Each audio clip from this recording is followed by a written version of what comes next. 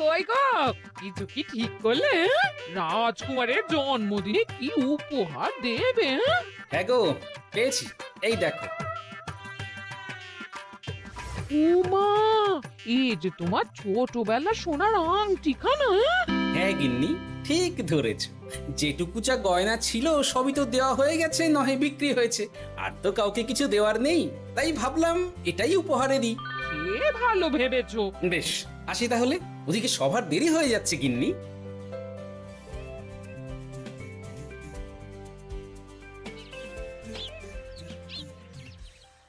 আচ্ছা শোনো, একটা কথা বলতে ভুলে গেছিলাম। আজ একটু তাড়াতাড়ি বাড়ি এসো, শাড়িওয়ালাকে আসতে বলেছি দুপুরে। আবার শাড়িওয়ালা কেন? আরে তুমি ভুলে গেলে, সামনে আমার বোনদির বিয়ে, তার জন্য নতুন শাড়ি লাগবে না গো। একমাত্র বড় মাসির মেয়ে বলে কথা। বুঝলাম। তো ওই একটা শাড়ির জন্য আবার আমাকে থাকতে হবে? 3টে শাড়ি উপহারের পাশাপাশি আমারও একটা শাড়ি চাই। হ্যাঁ আচ্ছা, তুমি নতুন শাড়ি নিয়ে কি করবে বলো তো? বিয়েটা তো তোমার বোনঝির। বলি, সারাটা জীবন তো এই এক কাপড়ই কাটিয়ে দিলাম, কি দিয়েছো তুমি আমায়? কেন, এই নিজেকে? আমার মতো স্বামী আর কোথাও পাবে? ও সব মন ভুলানো কথায় আর চিড়ে ভিজবে না, তাড়াতাড়ি আসবে বলে দিলাম। হ্যাঁ অগত্যা।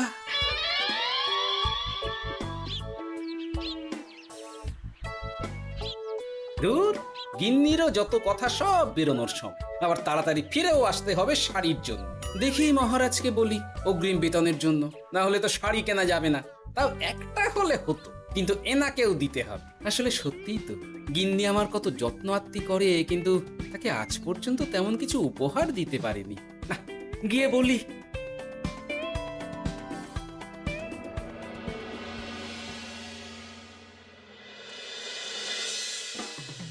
রাজকুমারের জন্মদিন উপলক্ষে যে আপনারা এত উপহার এনেছেন তার জন্য অনেক ধন্যবাদ। আপনাদের সকলের আশীর্বাদ ও ভালোবাসা আমি রাজকুমারের কাছে পৌঁছে দেব। এ আর এমন কি মহারাজ, জানেনই তো রাজকুমার আমাদের সকলের কাছে কত প্রিয়। ঠিক ঠিক। কিন্তু আমি অবাক হচ্ছি আপনার প্রিয় গোপাল জন্মদিন ভুলে গেছে দেখে। এখনো পর্যন্ত তার কোনো পাত্তাই নেই। হ্যাঁ তাই তো, গোপাল আসেনি কেন? এসে গেছি মহারাজ। তা বলি, এসে তো উদ্ধার করে দিয়েছো। আজ রাজকুমারের জন্মদিন, সে কথা কি মাথায় আছে? ক্ষমা করবেন মহারাজ, আসলে ওই রাজকুমারের উপহার আর গিন্নির আবদার এসবের জন্যই আমার দেরি হয়ে গেল আর কি। এই নিন রানীমা, আমার তরফ থেকে রাজকুমারের জন্য ছোট্ট উপহার। অনেক অনেক ধন্যবাদ গোপাল। তবে মহারাজ, আমারও একটা অনুরোধ ছিল। কি? আমাকে যদি অগ্রিম বেতন হিসাবে কিছু মোহর দেন, তাই নিয়ে আমাকে একটু তাড়াতাড়ি বাড়ি ফিরতে হবে। উনি বলবেন আর ওনাকে দিতে হবে, মামা বাড়ির আবদার। যেটা জানেন না তার মাঝে এত কথা বলেন কেন? হ্যাঁ, আসলে মহারাজ, আমার গিন্নির বোনের মেয়ের বিয়ে সামনে, তাই গিন্নি আবদার করেছে ওই নতুন শাড়ি কেনার জন্য। জানেনই তো বিয়ে বাড়ির কত খরচা, তাই। এ তো খুব ভালো কথা, কিন্তু অগ্রিম বেতন কেন? এমন একটা ভালো খবর দিলে আমার তরফ থেকে তোমার জন্য কিছু মোহর উপহার। এই নাও। ধন্য মা আপনি। আপনার মতো মা থাকতে সত্যি ছেলের কোনো চিন্তা থাকে না রানীমা। ইস, বেটা আবার সুযোগ বুঝে মোহর পেল। কেন যে আমার এমন হয় না। এবার তাহলে আসি মহারাজ, গিন্নি ওদিকে অপেক্ষা করছে। হ্যাঁ হ্যাঁ, যাও যাও। আজ তাহলে সভা এখানেই শেষ করলাম। মহারাজ, আপনার সাথে আমার একান্তে কিছু কথা আছে। আমি অন্দরমহলে গেলাম। রানীমার আবার হঠাৎ কি হলো, ব্যাপারটা দেখতে হচ্ছে।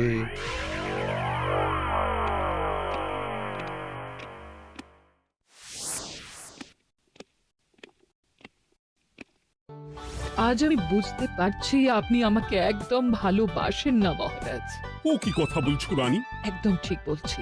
নিজের গিন্নির আবদার মেটানোর জন্য গোপাল কত ভাবে, নতুন শাড়ি কিনে দেবার জন্য অগ্রিম বেতন অব্দি চাইলো, আর আপনি? আমি তো রাজা, আমি কেন বেতন চাইবো? সেটাই তো, রাজা হয়েও আপনি কখনো এমন কিচ্ছু করেননি, কিচ্ছু না। আহা, রাগ করে না। আমি তোমাকে সব থেকে সুন্দর শাড়ি উপহার দেব, একেবারে সোনার সুতোর কাজ করা মুক্ত বসানো শাড়ি। এমন শাড়ি কেউ কখনো দেখেনি। ও মা, সত্যি? আচ্ছা, এই ব্যাপার। গোপালের কথা শুনে এবার মহারাজ ও রানীমাকে উপহার দেবে? ধুর, আমারই ভাগ্যটা খারাপ।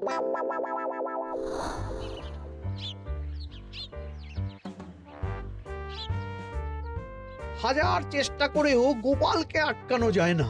দূর দূর দূর, আমি যা চেয়েছিলাম তা ওই গোপাল পেয়ে গেল। ও কি গো, তুমি কার সাথে কথা বলছো? দুর্ভাগ্যর সাথে। কি সব অলক্ষণে কথা? কি হয়েছে? কি আর হবে, সবই তো তোমার দোষ। আমার দোষ? হ্যাঁ, তুমি আমার কাছে বায়না করো না কেন কিছু? তুমি বায়না করনি বলেই আজ আমি রানীমার কাছ থেকে মোহর পেলাম না, কিন্তু গোপাল পেয়ে গেল। এবার বুঝলাম। ঠিক আছে, এখন তাহলে বায়না করছি, তুমি কাল গিয়ে সেটা রানীমাকে জানাবে। ঠিক আছে? হ্যাঁ, করো করো করো, বায়না করো, বায়না করো। কি চাই, কি চাই, কি চাই? পেয়েছি। তুমি রানীমাকে গিয়ে বলবে যে আমার একটা সোনার হার চাই। এই না হলে আমার বউ। দারুণ চাল চেলেছো।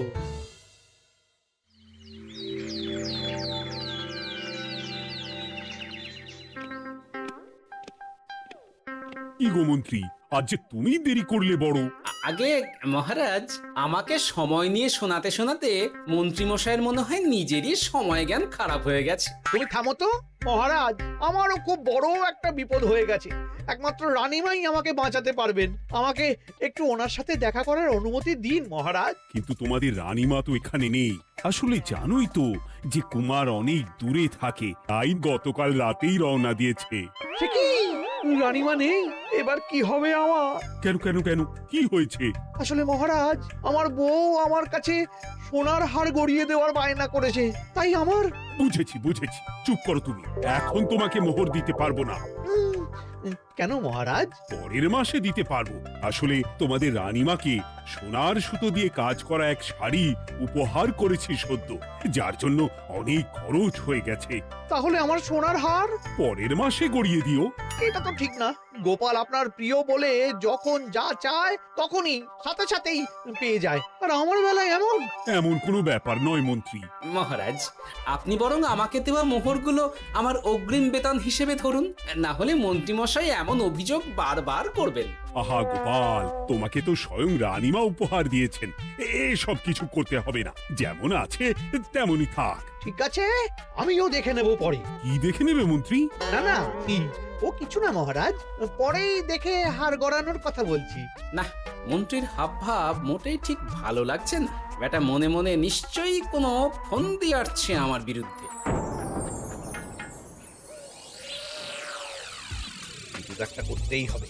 গোপালের ওই মোহর উপহার পাওয়াটা আমি কিছুতেই মেনে নিতে পারছি না। একটু মাথা খাটাই, একটু মাথা খাটাই। উপায় পেয়েছি। আমাকে এখনই নবাবের কাছে গিয়ে মহারাজের নামে বলতে হবে।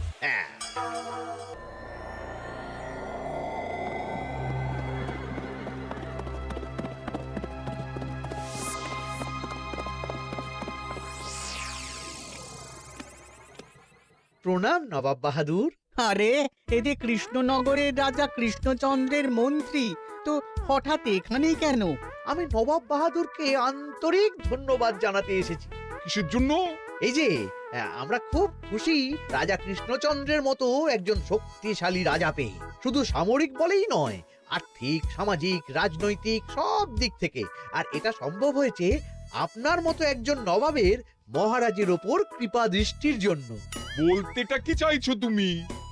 তেমন কিছুই না, আপনার গুণগান করছি। নইলে আপনিই বলুন না, আমাদের মহারাজ কখনো সোনার সুতোয় বোনা মুক্তোর কাজ করা শাড়ি কিনে রানীমাকে উপহার দিতে পারে?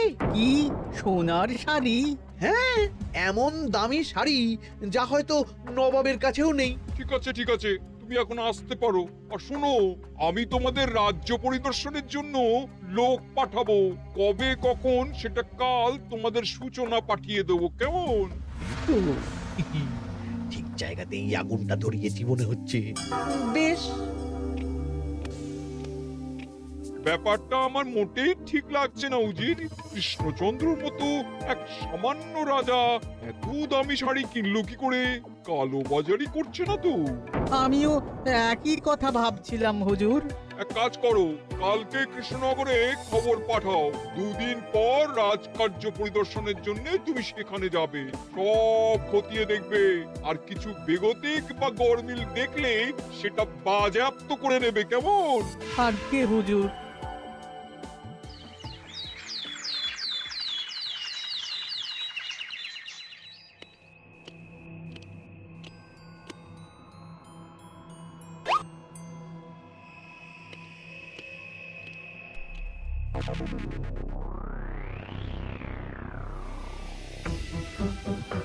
কি হয়েছে মহারাজ? কার চিঠি?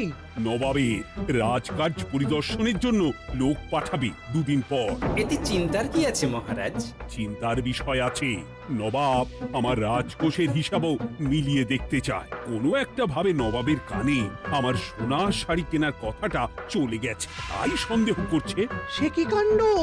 নবাবকে তো চিনি, ভুল ধরার কোনো সুযোগ ছাড়বে না। আর চিঠিতে পরিষ্কার লিখে দিয়েছে, হিসেবের একটু এদিক ওদিক হলে সে সব বাজেয়াপ্ত করে নেবে। হায় কপাল! এ সব হয়েছে গোপালের জন্য। অমনি শুরু করে দিলেন। আচ্ছা, আমি আবার কি করেছি বলুন তো? তুমিই তো করেছো। সেদিন যদি তুমি তোমার গিন্নির শাড়ি কেনার কথাটা রানীমার কানে না তুলতে, তাহলে রানীমাও মহারাজের কাছে শাড়ির জন্য বায়না করতেন না, মহারাজও সোনার শাড়ি কিনতেন না, আর নবাবও জানতে পারতেন না। একদম ঠিক কথা বলেছ মন্ত্রী, সব দোষ তোমার গোপাল। মহারাজ, আপনি এমন বলছেন? হ্যাঁ বলছি, কারণ এটাই হয়েছে। দুশ্চিন্তায় এখন মাথা খারাপ হয়ে যাচ্ছে আমার। আমি জানি না তোমার জন্য আজ অব্দি এমন বিপদে কবে পড়েছি।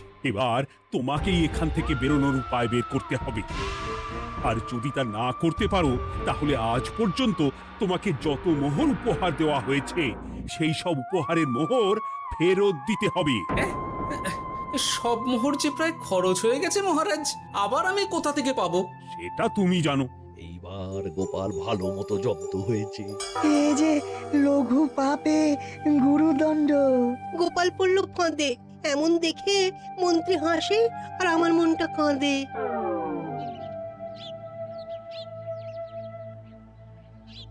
এখানে বসে কি করছো গো গিন্নি? এসে পড়েছো? ও মা, তোমার মুখটা এমন শুকনো দেখাচ্ছে কেন? আর বলো না, এই হিসেবের ঠেলায় সবকিছু বেহিসাবি হয়ে যাচ্ছে একেবারে। আচ্ছা, তুমি কি করছিলে ওই রসিদগুলো নিয়ে? দেখে হিসেব করছিলাম এই মাসে অনেক খরচ হয়েছে কিনা, সেই বুঝে পরের দিনগুলো চালাতে হবে গো। কি বলে? রসিদ দেখে হিসেব কষা? রি, এটা তোমার মাথাতেই আসেনি।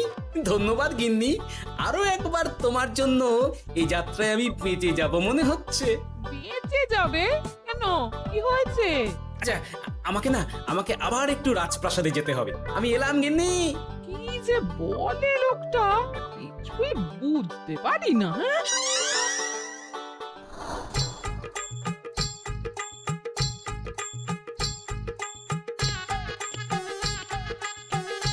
আসতে পারি মহারাজ? এ কি গোপাল, তুমি? আর কোনো চিন্তা নেই মহারাজ, নবাবকে হিসেব বোঝানোর উপায় পেয়ে গেছি। কি বলছো? কি উপায়? এই দুদিনে আপনি শুধু সকল প্রজাদের কাছ থেকে পুরনো রসিদ সংগ্রহ করুন, তাহলেই কেল্লা ফতে। তাই নাকি?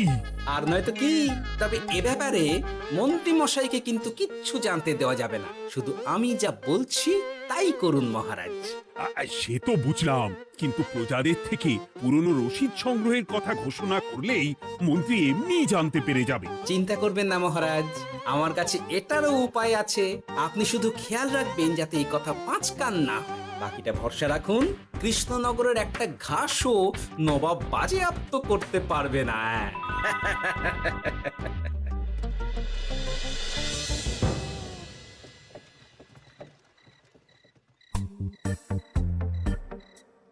গোপাল দাদু, আমরা সব চলে এসেছি।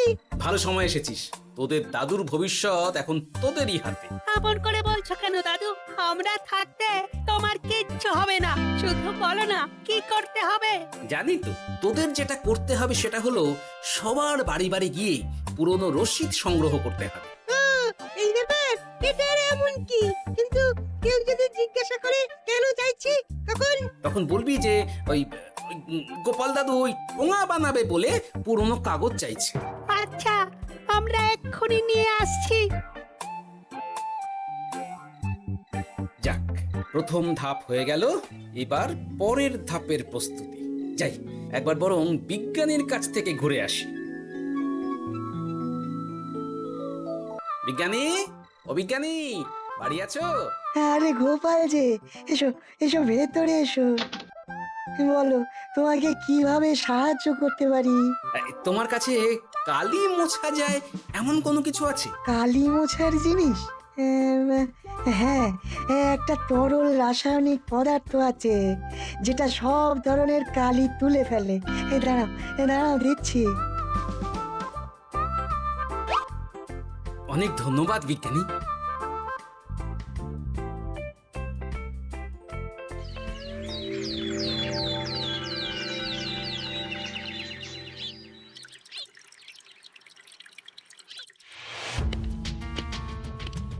আসুন আসুন, আপনার জন্যই তো অপেক্ষা করছিলাম। তাই নাকি?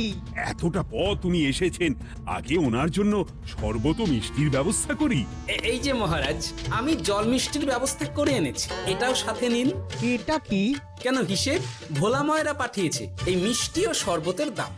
এর মধ্যে এই কাজের সাথে যুক্ত ভোলা ময়রা আর তার পরিচারকের পারিশ্রমিকও যুক্ত আছে। হ্যাঁ, আসলে আমাদের মহারাজ তো প্রতিদিনের খরচ খুব হিসেব করে চলেন, তাই।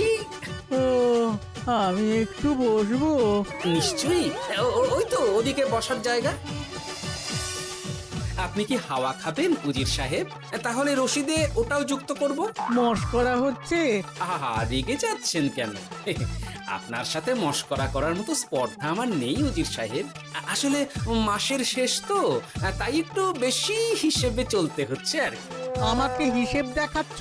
আর রাজা কৃষ্ণচন্দ্র যে সোনার সুতোয় বোনা শাড়ি কিনতে পারলো, সেটার হিসেব কোথায়? একটা সামান্য রাজা এত অর্থ পায় কোথা থেকে? এ আবার কেমন কথা? মহারাজ যা কিনেছেন সেটা তো তার জমানো অর্থ দিয়েই কেনা। আমি বিপথে কোনো কাজ করি না। সেটা তো রাজকোষের হিসেব দেখলেই বোঝা যাবে। শুনে রাখো গোপাল, একটুও যদি হিসেব এদিক ওদিক দেখি না, তাহলে সব বাজেয়াপ্ত করে দেব। কোনো চালাকি নয়, কোনো চালাকি নয়। বেশ, তবে করুন হিসেব। আমাদের কাছে কিন্তু সব কিছু রসিদ আছে। কই গো, আনো সব, আনো আনো।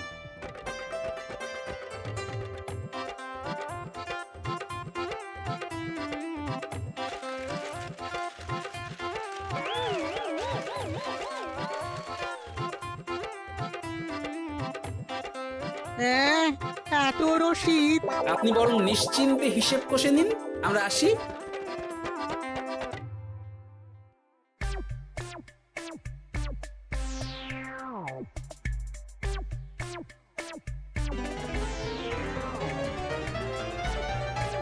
বাবারে, এত হিসেব কষে কষে তো মাথা ঝিমঝিম করছে, খিদেতেও পেট চুই চুই করছে। আপনার হিসেব কত দূর উজির সাহেব? আমাকে এখান থেকে নিয়ে চলো গোপাল, আমি আর পারছি না। ও কি, অঙ্ক কষে কষে তো আপনার সব শক্তি শেষ হয়ে গেছে দেখছি। আচ্ছা চলুন চলুন চলুন, কিছু মুখে দিয়ে দিন, তাহলেই শক্তি আসবে। তাই চলো।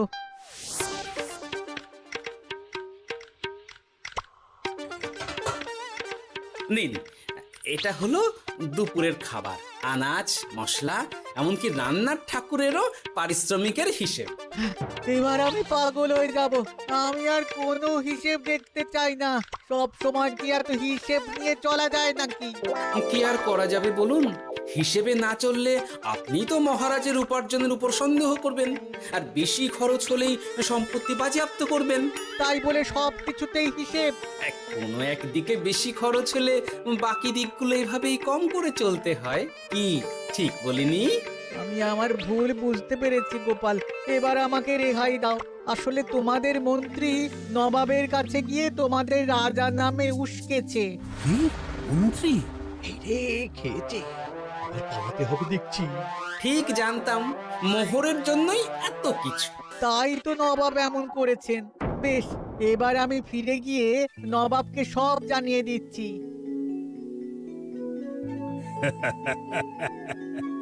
সত্যি গোপাল, তোমার তুলনা হয় না। আর মন্ত্রী, আগে মহারাজ, তুমি যা করেছো তার কোনো ক্ষমা নেই। তোমার জন্যই আমার এত হয়রানি হয়েছে। ভুল হয়ে গেছে, আমাকে ক্ষমা করে দিন মহারাজ। গোপালের ওপরে হিংসে করে এমন করেছি, আর হবে না। একটা সুযোগ দিন মহারাজ। হ্যাঁ মহারাজ, সুযোগ দিয়েই দিন।